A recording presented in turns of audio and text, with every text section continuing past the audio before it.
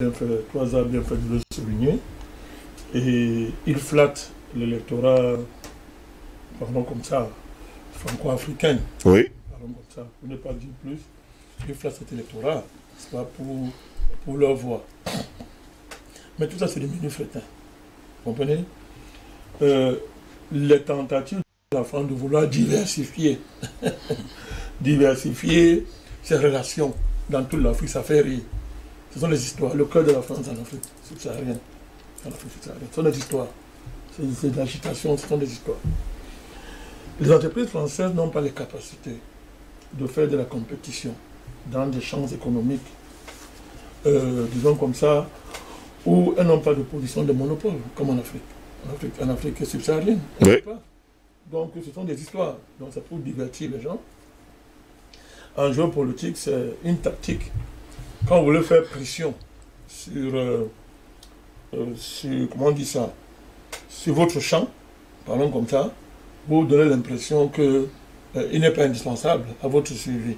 Vous savez un peu, c'est comme chez nous, souvent quand on était plus jeune, on disait, si une femme te dérange, montre-lui une autre femme. C'est une manière de parler. Hein. Non, oui. Alors que en fait, c'est elle que tu veux, à tout prix. C'est elle que tu veux. Non. Moi, c'est pour distraire les gens. Il y a des sujets de mon point de vue plus sérieux. Je voudrais démontrer au docteur Gouma pourquoi Paul Kagame ne travaille pas pour l'Afrique. Pourtant, ces soldats sont engagés du côté de la République centrafricaine, oui, paysan Malakani. Oui, mais ce sont des opérations de routine. Ce sont des opérations qui se font dans le cadre des Nations Unies.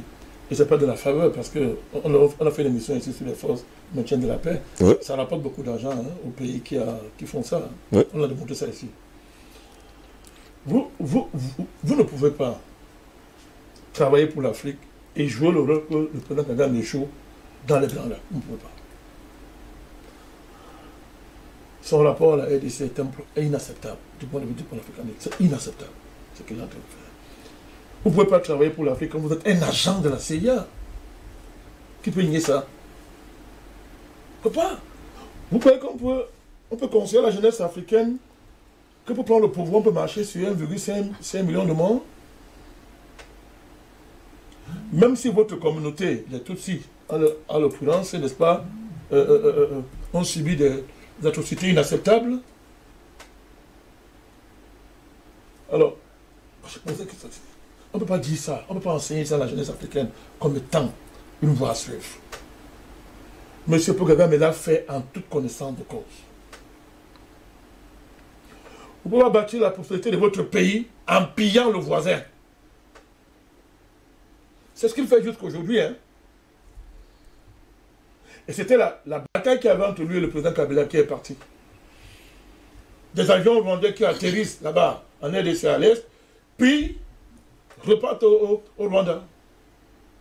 Ce sont des faits. Ce n'est pas ça travailler pour l'Afrique. Je suis désolé, ce n'est pas ça travailler pour l'Afrique. Le président Kagame ne peut pas laisser dire par Macron que ce sont les Hutus qui sont responsables du génocide, qui sont les génocidaires. Il est là, il ne dit rien. Moi, je vous demande, vous croyez que l'histoire est finie? Aujourd'hui, parlons comme ça, cette guide de lecture m'énerve parce qu'elle est fausse. Vous savez qu'en réalité, il n'y a pas de Tutsi et de Hutu au Rwanda. C'est une création belge, ça. Ce sont des catégories créées par les Belges pour détruire ce pays et détruire et contrôler cette zone-là. Mais aujourd'hui, on n'a pas le choix. Mais il faut éviter de plus en plus de le prendre à notre compte, ce genre de trucs. Aujourd'hui, ce qu'on appelle les Hutus, ils sont dehors. Mais la manière dont, quand le président Kagame laisse M. Macron désigner une partie de son peuple comme étant responsable du génocide, ça arrange quel père? C'est quel père? Les Hutus là, désignés comme tels, se préparent à revenir. Et certainement, ils seront pris en charge de même par les Américains. Dans la pure tradition du crime qui ne s'arrête pas, diviser les Africains, amener une partie contre eux, chaque fois. Ils ne s'arrêtent jamais. Non, ça montre que le président Kagame, comment on dit ça, n'est pas sérieux dans son projet. Oui, il y a un bilan économique incontestable au Rwanda. Le nier serait pas... Mais est-ce que c'est parce que forcément, c'est la bonne gouvernance qui fait ça? Quand vous touchez le fond, vous le montez, hein, systématiquement. Et tous les pays africains sont reconnus. Pendant près de 30 ans, ont connu un cycle de croissance ininterrompu. Tous les pays africains. Et moi, je me rappelle le miracle de Fred Boigny. Hein. On enseignait ça à l'école. Que la Côte d'Ivoire était le plus grand miracle africain. On a vu comment cela s'est terminé. Donc, quand les pays occidentaux commencent à classer un pays, dire que les performances, machin et consort, moi, je me méfie. Même si je ne conteste pas le leadership en termes de tenir son pays, mais ça, c'est incontestable. Mais, même si on prend ça, M. Macron qui fait la promotion de la démocratie partout dans le monde, et en Afrique en particulier, qui chasse les dictateurs d'après leur théorie. Bon, Kagame est quoi, Dr Douma? D'après la théorie, il est quoi?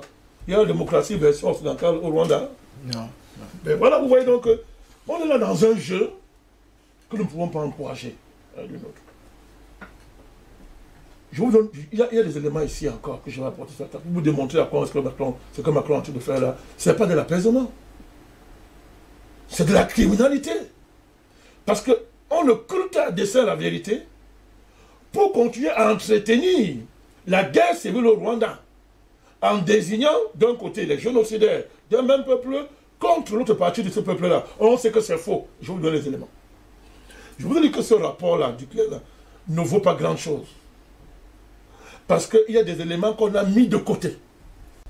Madame Carla Del Ponte dit en 2000, elle dit ceci: s'il est avéré que c'est le FPR qui a battu l'avion du président Juvenal Habyarimana, toute l'histoire du génocide est à réécrire. Écoutez bien. Écoutez bien. Maintenant, il y a toutes les preuves, il y a tous les éléments pour dire si c'est le FPR qui a battu ou non l'avion du président. La France et tous ces pays-là font l'impasse sur ces éléments-là. C'est acceptable ça? Non, pas du tout. Je vous dis que tous les éléments sont réunis. Hein. Les éléments sont là, sont réunis. Pour désigner, pour dire la vérité, à savoir qui a battu l'avion. Mais on fait l'impasse dessus, y compris en France. Je vous dis que les militaires français sont arrivés directement quelques minutes quand l'avion a été abattu. Ils étaient sur les lieux. On sait d'où le missile est parti aujourd'hui. On sait d'où le missile est parti. On sait. Mais pourquoi on tait ça? Pourquoi qui couvre ça? Qui couvre l'affaire là? Vous voyez donc, à partir du moment où un travail d'enquête sérieux occulte cette question, il n'est plus crédible. Il n'est plus crédible. Mais elle n'est pas la seule à parler, mon cher ami. Le secrétaire général de l'ONU, l'ancien secrétaire général de l'ONU, Boutros-Ghali a dit ceci. Et c'est l'une des raisons à l'époque qui ont amené les Américains à s'opposer à son deuxième mandat. Vous le savez à l'époque. Les Américains ont dit s'il est élu, il n'entrera pas aux États-Unis. Ils ont bien dit, s'il est élu secrétaire général de l'ONU, et ça vous montre encore ce que vaut ce machin-là, que s'il est élu, il ne va pas entrer aux États-Unis, puisque le siège est là-bas, à San Francisco. Ils ont dit qu'on va voir là où il va entrer. Et on a écarté ce monsieur de ce poste-là. Il a dit que le génocide rwandais a pour responsable, à 100% Washington. Mais écoutez, c'est pas moi qui le dis. C'est l'ancien secrétaire général de l'ONU. Désolé, il est mort. Boutros-Ghali. Il dit à l'époque que la responsabilité du génocide, c'est-à-dire celui qui est responsable, et il dit bien à 100%, ce sont les États-Unis, c'est Washington. Et il ajoute, aidé par les Anglais. Or, M. Macron vient dire, au Rwanda, comme l'a dit, le criminel revenant toujours sur son lieu de crime. C'est leur tradition, moi ça ne se prend pas, venant des Illuminati, et surtout de quelqu'un qui a la propriété privée des criminels professionnels. Il vient au Rwanda, il dit ceci, que ce sont les Hutus. Et le peuple, Kagame, président de tous les Rwandais, ne dit rien. Il entérine par là la division historique de son peuple en Hutu et en Tutsi. Ça ne marchera pas. C'est ça que je dis, c'est pas. Fais-toi attention, ça ne pourra marcher. Donc, ouais, que Macron est dans un jeu terrible. C'est un jeu extrêmement diabolique. Mais comme c'est un professionnel du crime, ça se fait dans des... Tout à l'heure, vous avez utilisé un mot que j'ai aimé, une théâtralisation.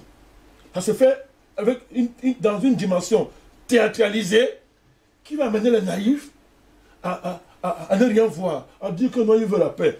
Hein? Il est même gentil, il veut, mais il est... C'est pas ça qu'il s'agit. Vous avez affaire à un professionnel de crime d'État qui gère ça très bien. Et moi, je suis en train de vous le démontrer. Vous avez une élue américaine, la seule, Cynthia, comment elle s'appelle cette dame-là? Donne les éléments. Cynthia McKinney, qui n'est pas n'importe qui, hein. Elle était à l'époque l'envoyée spéciale pour l'Afrique du président américain de l'époque, Clinton. Elle a réuni, elle est la seule à avoir fait, elle a réuni, n'est-ce pas, une table ronde au Congrès américain sur l'attentat du 6 avril 1994. Écoutez bien, il y avait les agents du FBI, des éléments de la CIA, les enquêteurs du tribunal pénal international et d'autres témoins. Ces preuves-là, on a remis à au juge Jean-Luc Bruguière. On n'en parle pas. C'est une ligue américaine. À l'époque, elle était envoyée spéciale du président Clinton, M. Clinton, pour l'Afrique. Vous voyez que, quand je suis en train de vous démontrer que faisons attention à cette affaire, il y a des éléments qui pèsent. On occulte tout un pan de l'affaire. M. Kagame ne peut pas nous dire, ne peut pas se taire sur comment il a préparé son arrivée au pouvoir. Et vous avez, en plus de ce que je vais vous raconter, vous avez, sur la base de tout ceci, vous avez l'assassinat du frère d'armes du président Kagame. Et ancien chef du service de renseignement rwandais Patrick Karadjewa, 31 décembre 2013. Il avait tout ce dossier dans ses mains. C'était la mémoire de ce dossier-là. Il a été assassiné. Par qui? Par qui? On respecte que j'ai le président Kagame, il me fait ne pas aller plus loin. Voilà.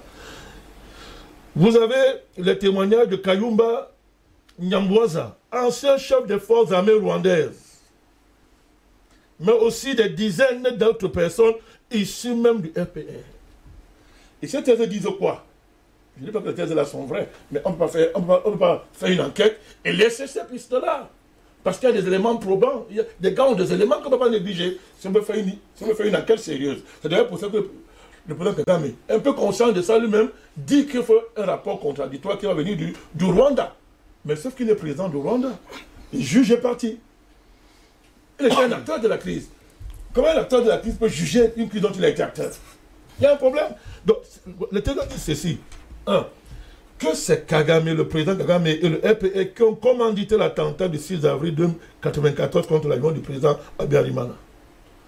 Que l'attaque du 1er octobre 1990 était une invasion, pas une insurrection.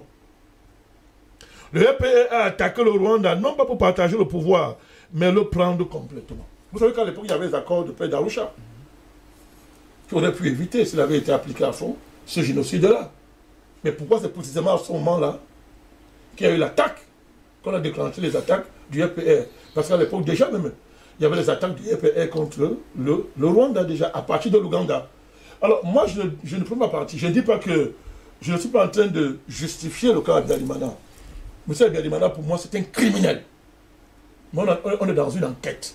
Si on veut que la vérité éclate, il ne faut pas, comment on dit ça, écarter, mettre sous le boisseau, occulter d'autres pistes qui sont pourtant chargées d'éléments vrais, des éléments qui sont là. Tout à l'heure, je vous ai parlé de cette thèse centrale, de cette affaire. Qui a battu l'avion du président? Oh, je répète, toutes les preuves sont là. On sait qui l'a fait. On connaît d'où le missile est parti, mais on a décidé, comme on l'a fait dans le cas des morts de Bouaké, pour accuser le président Gbagbo d'un crime qu'il n'a pas commis. Qu'est-ce qu'on a fait? La France a fait tuer, comme d'habitude, 7 soldats. La mission, vous voyez comment l'enquête vient de se boucler? Vous voyez l'enquête? Mais pourtant, quelqu'un a passé 10 ans en prison pour, entre autres, ce crime-là qu'il n'a pas commis. Après, nous les Africains, qu'est-ce qu'on va faire? On va dire, on veut seulement des excuses. Il faut manquer un pardon le suffirait. Ça fait sourire, mon cher ami. Est-ce que vous savez, quand la France est en train de dire là maintenant qu'elle est coupable mais pas complice, quand c'est pour les Juifs, est-ce qu'on a pensé comme ça pour tous ceux qui ont été condamnés? Et il y en a, on a dit, pour avoir seulement été même dépôt de loi associé, que ce soit sur le plan intellectuel, que ce soit sur n'importe quel plan, tu es un génocidaire. Quand ce sont les Juifs. Et la France est l'un des grands pays qui lutte à fond contre l'antisémitisme, vous le savez.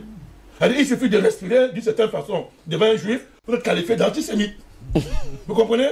Mais quand il fallait traquer les génocidaires, les juifs, de telles nuances n'ont pas été faites. De telles nuances n'ont pas été faites. Vous comprenez? On a assimilé les responsables comme étant des coupables. On a assimilé les complices comme étant des coupables.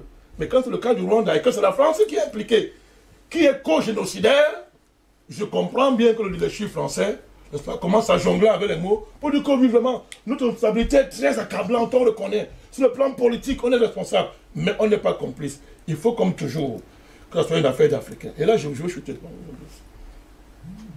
Le génocide rwandais, on ne peut pas dire par l'africanisme, lise ça comme les Blancs le lisent. Quand une affaire de Tutsi ou tout c'est faux.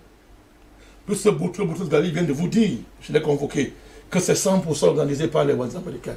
Mais comme par l'Américain, on parle de qui? Américains. Moi, je précise, je vous dis que ce sont les mêmes gens qui organisent le génocide contre les Juifs. Mais que personne n'a vu à l'époque. Parce qu'ils ont l'air de se cacher et désigner les boucs émissaires qu'ils mettent devant, n'est-ce pas? Ce sont les mêmes gens qui sont derrière cette affaire, mes chers amis. Ce sont les mêmes gens. Vous n'avez qu'à demander qui était François Mitterrand. À la fin, tu le sais, il travaillait pour qui? Tous les monuments qu'il a fait en France, il y avait quoi derrière? Est-ce par hasard que M. Macron, quand il est élu, veut faire des discours devant ces monuments en faisant des gestes historiques en plein jour? Mais il faut pas qu'on le prenne pour des idiots. On est devant un grand rituel, un méga rituel mondial, comme d'habitude, pour liquider l'Afrique. Enténébrer le continent, posséder ses fils, de manière qu'ils ne sachent même pas qui ils sont. Et comme d'habitude, on met en avant les Africains. On dit que non, les Africains se sont entretués. Le crime qu'il y a eu au génocide rwandais qu'il y a eu au Rwanda, ce n'est pas le fait des Africains. Oui, ils ont participé, comme d'habitude, en se laissant manipuler. Oui, en prenant en charge, n'est-ce pas, des plans qui voulaient leur perte. Mais les planificateurs, on ne les voit pas. C'est eux que moi je suis en train de traquer. Comme hier, on nous a dit que l'esclavage n'est pas... Non, que les Africains... Bon, on n'a pas inventé l'esclavage, hein. Chez eux, il y avait l'esclavage. N'importe quoi. Des gens prennent déjà, ils les parquent dans des bateaux, dans des cales. On met un à un, on classe.